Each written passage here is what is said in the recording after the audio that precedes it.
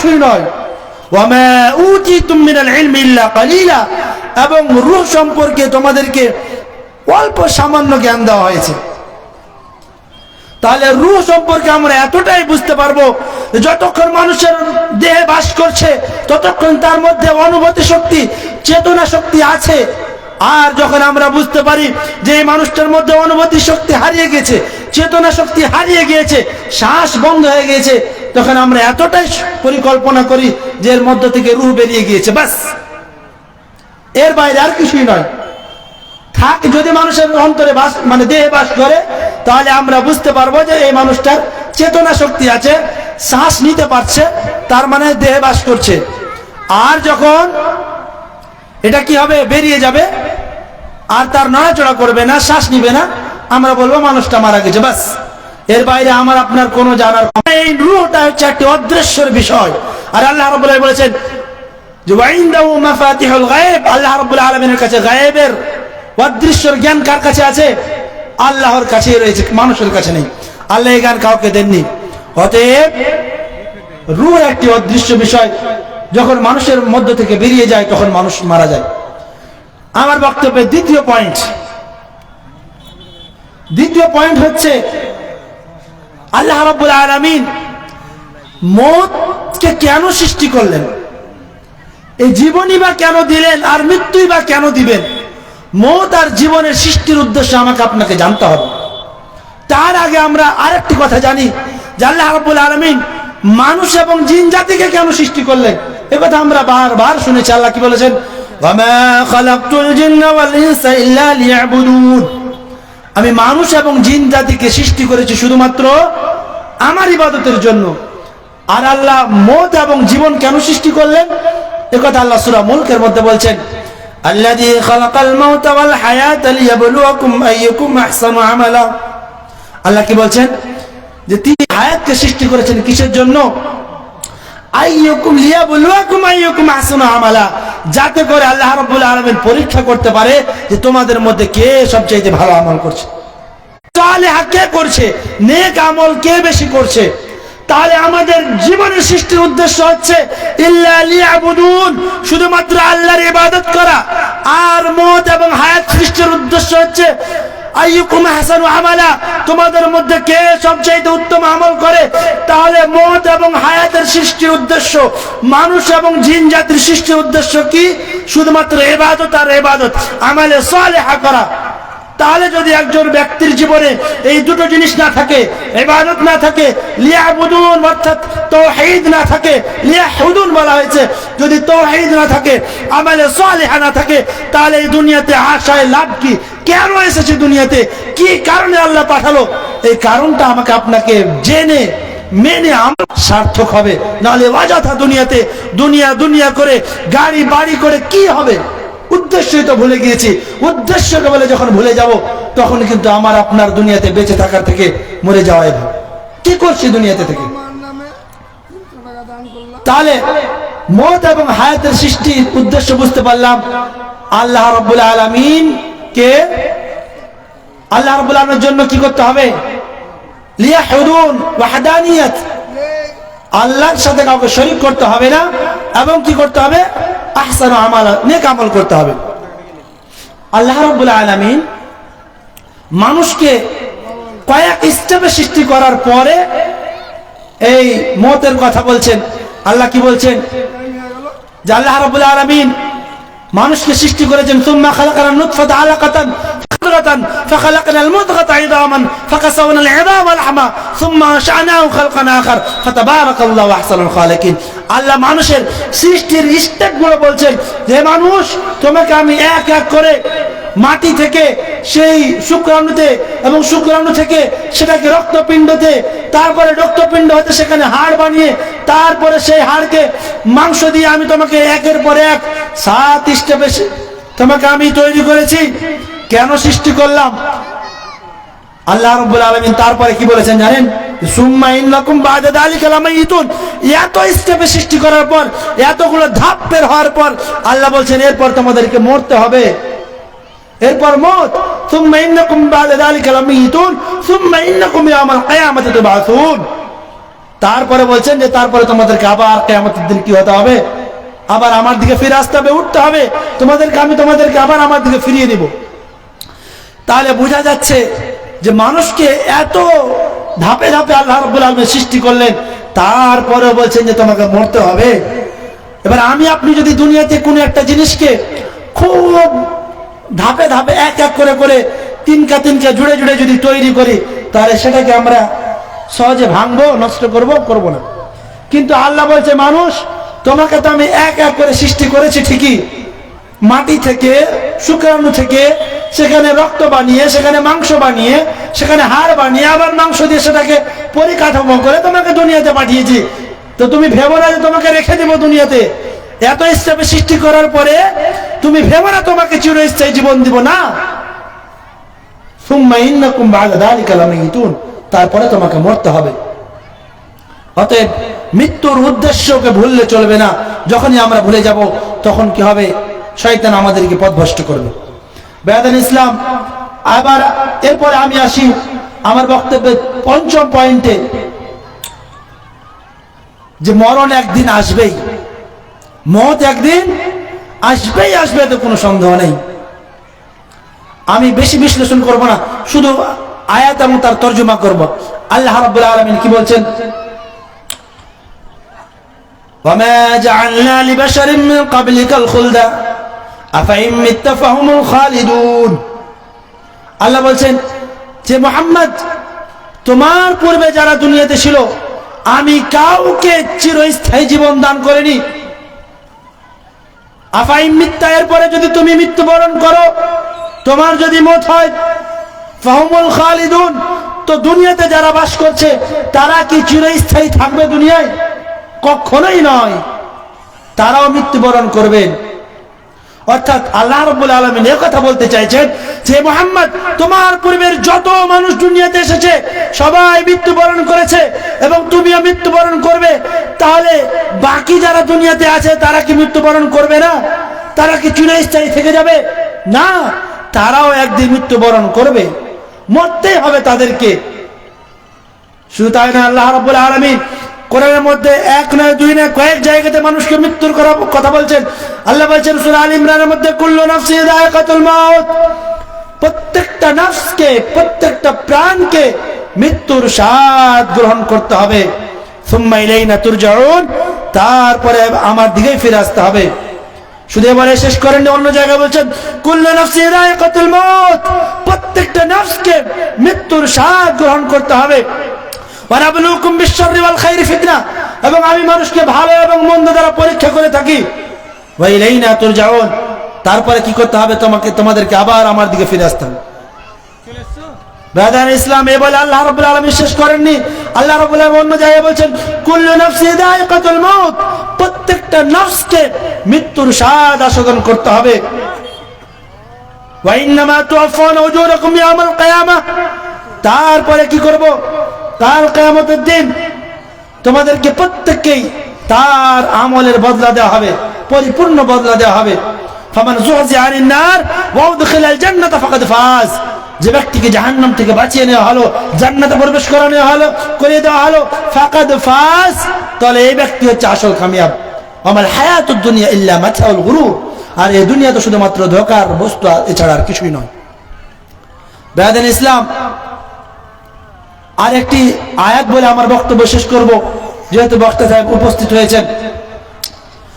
আমরা দুনিয়াতে মৃত্যু থেকে বাঁচার জন্য কত রকমের চেষ্টা করছি, কত রকমের পরিকল্পনা করছি, কত ডাক্তার, কত কবিরাজ, কত কি করছি, কিন্তু আল্লাহ রাব্বুল আলামিন কি বলেছেন, যে তোমরা মওত থেকে যতই পালানোর চেষ্টা করো, যেখানেই থাকো মওত তোমাদেরকে গ্রাস করবে।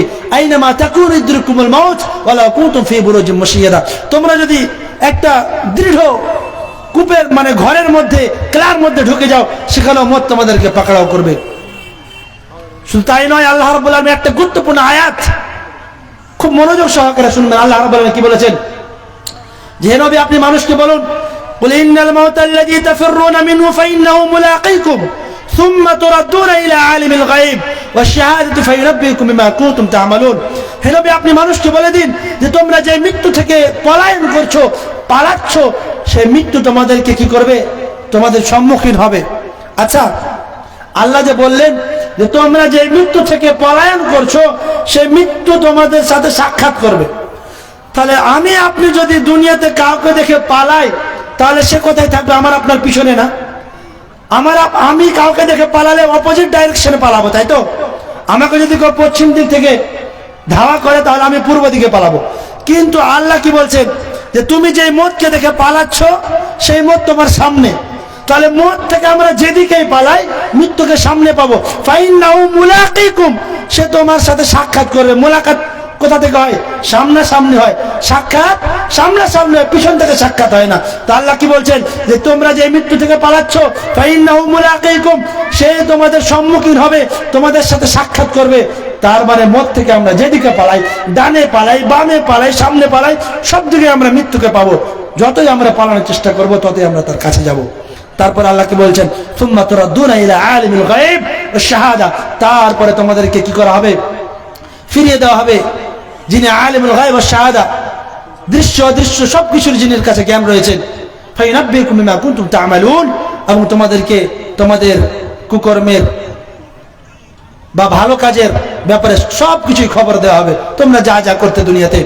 অতএব অনেক কথা ছিল, পরিশেষে আল্লাহর কাছে দোয়া করি আল্লাহ যেন আমাদের সকলকেই মৃত্যুকে সর্বসময় স্মরণ করে দুনিয়াতে চলাফেরা করার তৌফিক দান করুন।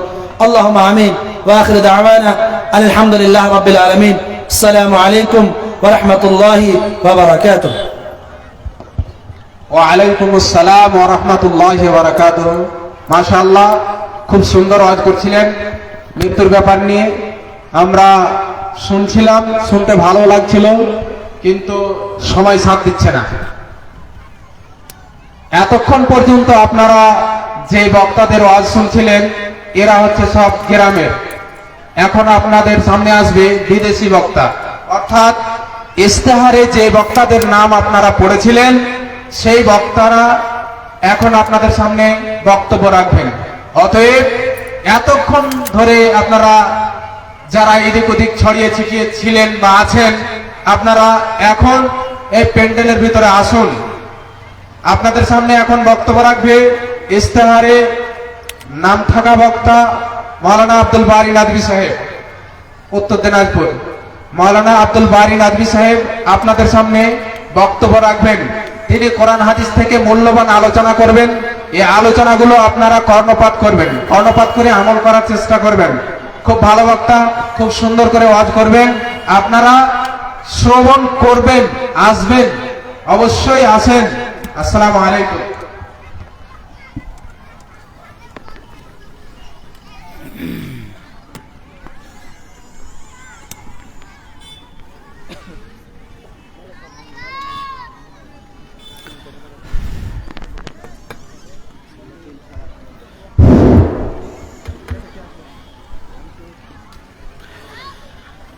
আসসালামু আলাইকুম ওয়া রাহমাতুল্লাহ।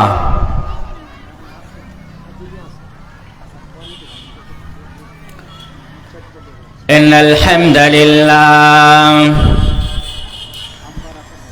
নাহমাদুহু ওয়া নাস্তাঈনুহু ওয়া নাস্তাগফিরুহু ونعوذ بالله من شرور أنفسنا ومن سيئات أعمالنا، من يهده الله فلا مضل له ومن يضلله فلا هادي له، وأشهد أن لا إله إلا الله وحده لا شريك له، وأشهد أن سيدنا وحبيبنا ومولانا محمدا عبده ورسوله الذي أرسله بالحق بشيرا ونذيرا وداعيا إلى الله بإذنه وسراجا منيرا أما بعد فأعوذ بالله من الشيطان الرجيم بسم الله الرحمن الرحيم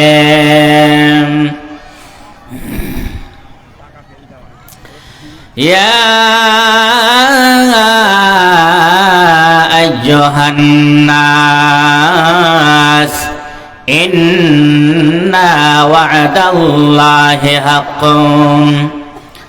فلا تغرنكم الحياة الدنيا ولا يغرنكم بالله الغرور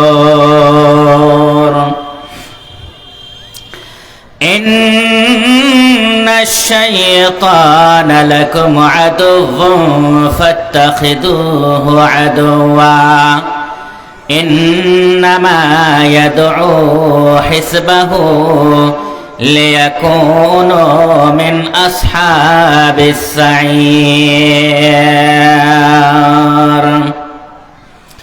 وقال الله تبارك وتعالى في موضع آخر بسم الله الرحمن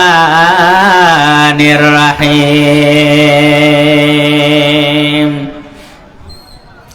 يعلموا أنما الحياة الدنيا لعب ولهو وزينة وتفاخر وتكاثر في الأموال والأولاد إلى الآخر. عن ابن عباس رضي الله تعالى عنه قال قال رسول الله صلى الله عليه وسلم لرجل وهو يعظه يغتنم خمسا قبل خمس شبابك قبل هرمك وصحتك قبل سقمك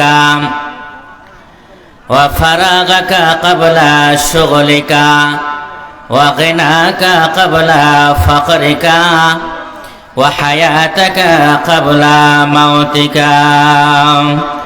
أو كما قال عليه الصلاة والسلام.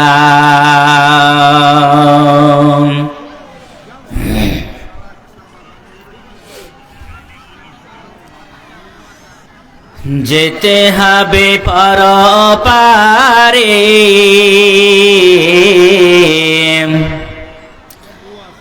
যেতে হবে পরপারে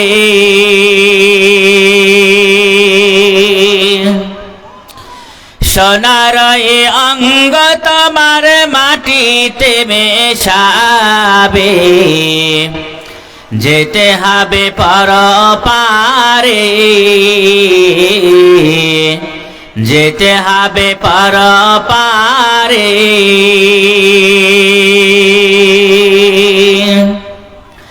সোনার এ অঙ্গ তোমার মাটিতে মেশাবে যেতে হবে পরপারে যেতে হবে পরপারে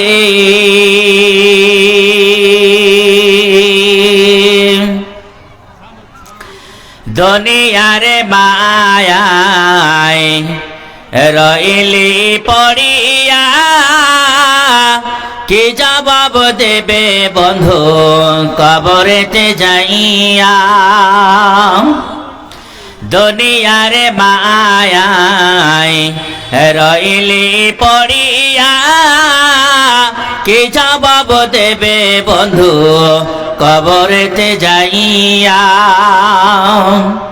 কবরের মাটি সবটুকু খাটে, কবরের মাটি সবটুকু খাটে, কেমনে রইবে তুমি তাহার ভিতরে?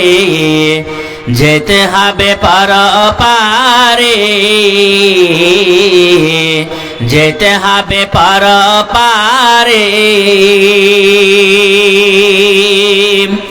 সোনার এই অঙ্গ তোমার মাটিতে মেশাবে, সোনার এই অঙ্গ তোমার মাটিতে মেশাবে, যেতে হবে পারে,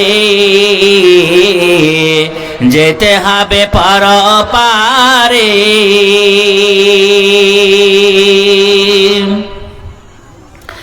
দুনিয়ার মায়ায় অন্যায় অত্যাচারে রইলি ডুবিয়া, কি জবাব দেবে বন্ধু পরকালে যাইয়া? অন্যায় অত্যাচারে রহিলি ডুবিয়া, কি জবাব দেবে বন্ধু পরকালে যাইয়া? পরকালে শাস্তে লোহার হাতরে, পরকালে শাস্তে লোহার হাতরে, কেমনে সইবে তুমি এ কঠিন জ্বালা? যেতে হবে পারে, যেতে হবে পারে। সোনার এই অঙ্গ তোমার মাটিতে মেশাবে, সোনার এই অঙ্গ তোমার মাটিতে মেশাবে, যেতে হবে পারে। হাসরের ময়দান বড়ই ভীষণী স্থান, কেমনে দেবে পারি ফুল সিরাতের পোল? হাসরের ময়দান বড়ই ভীষণী স্থান, কেমনে দেবে পারি ফুল সিরাতের পোল? নেকির পাল্লা যদি না ভারী হয়, নেকির পাল্লা যদি না ভারী হয়, কেমনে যাইবে তুমি জান্নাতের ভিতরে? যেতে হবে পারে, যেতে হবে পারে। সোনার এই অঙ্গ তোমার মাটিতে মেশাবে, সোনার এই অঙ্গ তোমার মাটিতে মেশাবে, যেতে হবে পারে।